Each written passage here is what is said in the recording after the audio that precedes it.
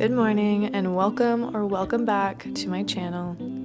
Today I want to go over 10 healthy, non-negotiable habits that I do every single day. Some of these habits are newly implemented but here to stay, while others I've been doing for years. Habit number 1 is all about sleep. Prioritizing sleep, having a proper sleep schedule. Every weekday looks relatively the same. We wake up at 6 a.m. and try to go to sleep around 9:30 or 10 p.m. latest. Getting at least 7 but ideally 8 hours of sleep every night is vital, especially for people like us because we have a very intense, strenuous gym training routine. Sleep is very, very important for recovery. 6 a.m. is what's best for us in our schedule, but is definitely not necessary to get up that early if you don't need to. I do really like waking up at 6 a.m. I like waking up when the sun isn't up yet. When the world feels dark and quiet, it makes me feel super productive. I personally work best in the early morning hours. Habit number 2 is drinking water before coffee. Would it even be a Gabby video if I didn't drill this into your head? I've talked about this habit for years now, but in case you're new, every single morning when I'm on vacation, when I'm traveling for work, when I'm home, no matter what, I make sure I drink an entire water bottle before having any caffeine. I'm not sure if I've ever mentioned why I do this before, but in summary, I do this for hydration and digestion purposes. I swear I became more regular in the bathroom in the morning when I started drinking 750 milliliters of water first thing. I find I'm also more likely to drink more water throughout the day if I start the day with water. 75% of Americans are chronically dehydrated.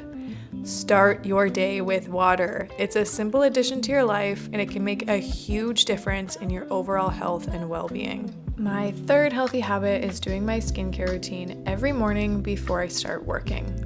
I do work from home most days and washing my face feels like I'm getting ready for work, which helps me separate work and home life. I love the feeling of fresh skin, so I really look forward to this peaceful me time every morning. I recently switched to this salicylic acid cleanser by CeraVe instead of just their normal foaming facial cleanser, and I have been loving it so much. I really highly recommend it for anyone who wants to exfoliate their skin really gently. It helps with large pores, which is something I struggle with. I am obsessed with this vitamin C. It smells a bit funky if I'm honest, but when you put it on, it just gives you such a good glow that lasts for the entire day. I wish I started using vitamin C earlier. I didn't even realize how good it was for your skin. It helps with uneven skin tone, rough texture, fine lines, acne scars, dullness. I definitely recommend adding it into your routine. Another product I wish I started using sooner is sunscreen. I put this on every single day now. I really love this one. It just goes on super easily. CeraVe really works well with my skin. If you're working from home, even if you're inside all day, you need to wear a sunscreen. What I'm trying to do now is also reapply my sunscreen throughout the day. I'm not gonna lie, this is not a habit that I have going right now, but I want to start doing that more. The final step in my morning skincare routine is some sort of eye product. They all claim to depuff your eyes, but honestly, I haven't found one that actually depuffs. I think I just have very puffy eyes in the morning.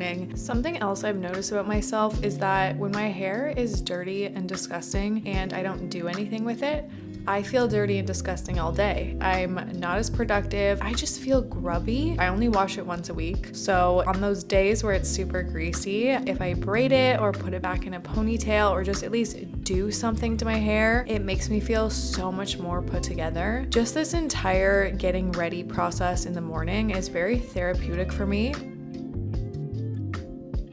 Habit number 4 is reading my daily Stoic while I make my coffee. A few weeks ago, my employee Maddie reminded me of a book that my parents actually bought for me a few years ago. She reads hers every day and loves it and encouraged me to do the same. Ever since she mentioned it, I've been reading an excerpt every morning. I love this book for the content and the format. There's a date on the top of each page. I believe that whatever is on that date is meant for you that day. Stoicism is a way of life. It's an ancient Greek philosophy encouraging us to live happier lives by being more resilient, focusing less on negative emotions, and overall living in peace. After I'm done reading, I like to sit with my coffee and reflect on each day's entry. Good morning. That first sip feeling. I would love to start like a coffee company and have the tagline be that first sip feeling. Should I do that? Anyways, good morning, you guys. I have just finished one of my daily habits, which is reading my daily Stoic while I make my coffee. And usually I like to kind of like sit and reflect on the reading. This is almost my like version of meditation because I have not been meditating. Like meditation doesn't have to look like you sitting down and like clearing your mind and all that. Like it doesn't have to be like that. It doesn't have to be you like listening to a meditation or anything. A form of meditation is just reflecting on how you're feeling, reflecting on what's going on in your brain, and like even just reflecting on one of these little entries. It helps me so much. What was last month's? Because today is the first day of March, so we're starting with a new chapter, I guess you could say. And this one's about awareness. What was February about? Passions and emotions. I loved the February entries. They were so fantastic. Actually, the other day, I read a comment, like a girl commented something rude on one of my Instagram posts, and my first reaction was like anger. I was annoyed. It like stuck in my head. It was bothering me. I was like why do people say negative things? Like why do they even waste their time commenting? And then I stopped myself and I was like, this is not very stoic of me. So one of the things that one of the readings was talking about is how situations aren't positive or negative. We make them positive or negative through our reactions. So when something happens, it's not a good or bad thing, it's how you react to it that makes it good or bad. I was wasting my own energy and time on this random girl when really I could just not react to that. And that would bring me so much more peace and preserve my energy. Does that make sense? Now I don't even remember what today's reading was. Last month was just so good. Oh, so this one was about philosophy. Philosophy is intimidating.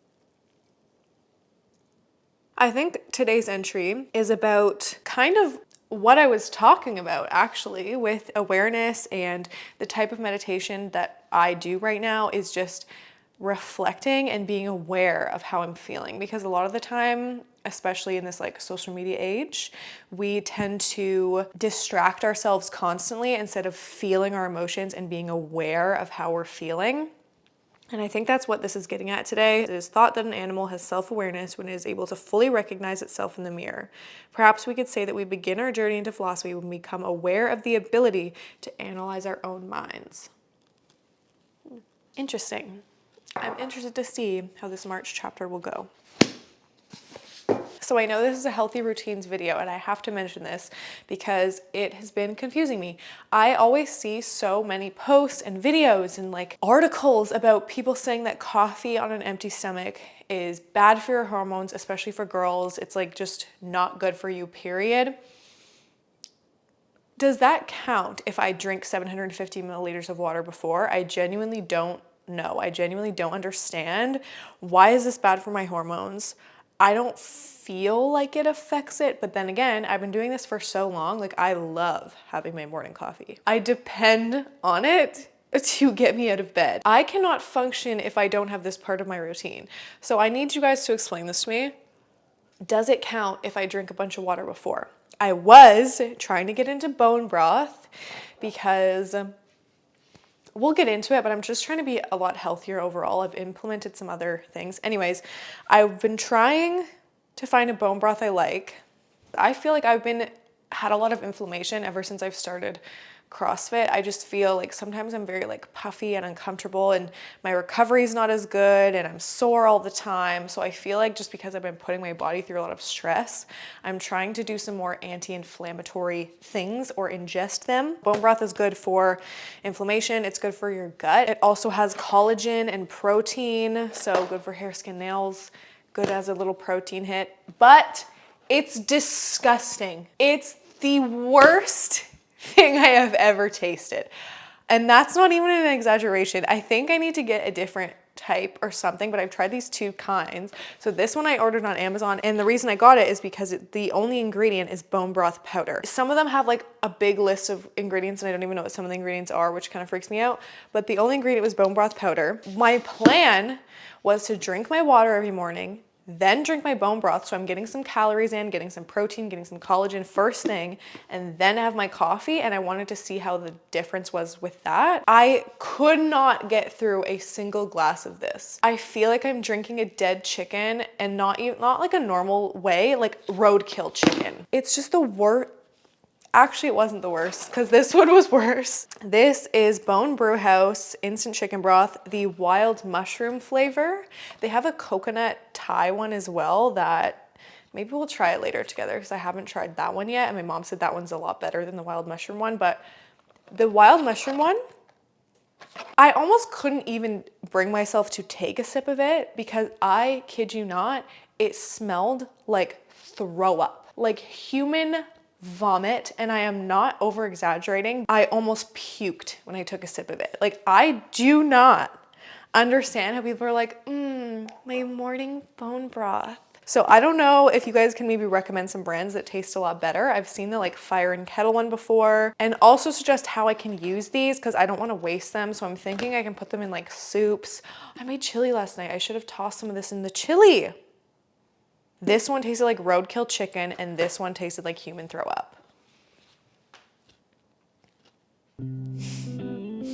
My next healthy habit is taking vitamins every morning with my breakfast. I avoided taking vitamins for a long time because I didn't like taking pills, but I have gotten over that, and there are some vitamins that I now take every single day. First up is a multivitamin. So recently I've noticed that my eyes have been super puffy in the morning, and it made me worried that I wasn't getting enough nutrients. A side note, my house is also super dry, but I will be dealing with that soon. Anyways, I'm working on increasing my overall health, and adding in a multivitamin into my routine is an easy way to get more nutrients into my diet. B12 is a nutrient that keeps your blood and nerve cells healthy. I actually started taking B12 when I wasn't eating as much meat. If I'm completely honest, I'm not sure if I still need to supplement with this, as I have started eating a lot more meat. Fish oil is up next. A lot of the benefits are listed right here on the container, but this was actually recommended to me by my chiropractor. Fish oil is his must-have supplement, especially for people who work out. He says it's super anti-inflammatory, which can help with muscle soreness, and it's just good for overall health. Vitamin D. This is extremely important for Canadians or anyone else who has long, cold, dark winters when we don't see the sun for months at a time. Vitamin D is key for healthy bones and teeth, and it helps keep your immune system healthy.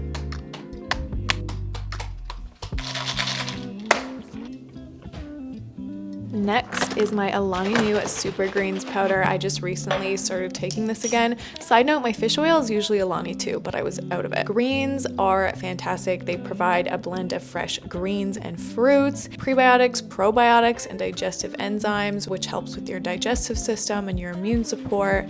They're gluten-free, vegan, superfoods. I literally crave my greens every day now. With just a little bit of orange juice, I fill up the rest of the glass with water. It's honestly so delicious, and I look forward to it every single day.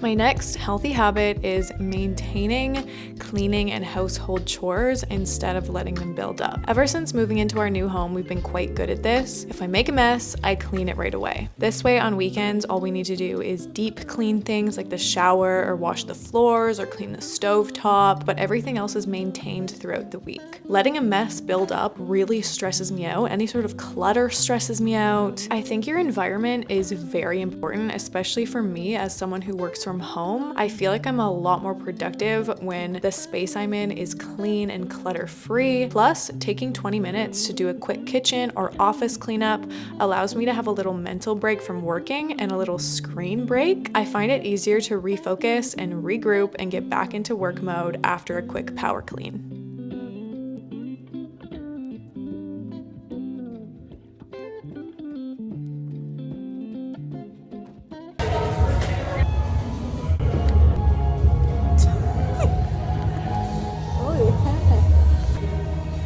The next healthy habit that I have is working out at the same time every day.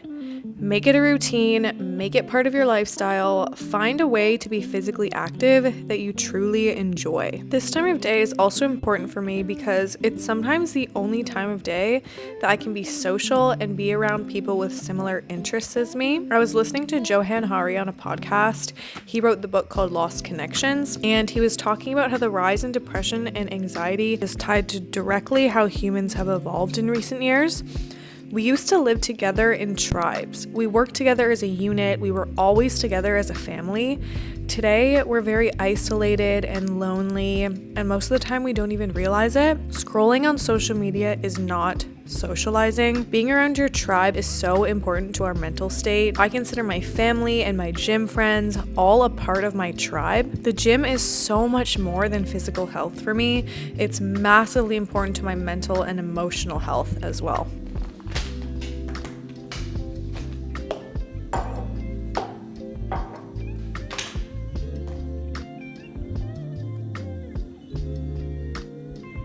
Hey guys, just got back from the gym. It's just a quick little workout today. We just did some clean and jerks and then a little WOD, so 5 rounds of the skier double unders and then as many handstand push-ups as you can in the remaining time. It was a shoulder destroyer. The next healthy habit, I was debating if this one should be its own thing, and I think it should be because it's important, and that is to clean your phone. This started in COVID for me and continued because I always get chalk all over my phone, sweat all over my phone. Like, think about the places at the gym, like people's like sweaty ass cracks are sitting on benches at the gym, and then you put your phone on it and then you touch your phone and then you eat food. Like, I'm not gonna lie, I don't do this every day.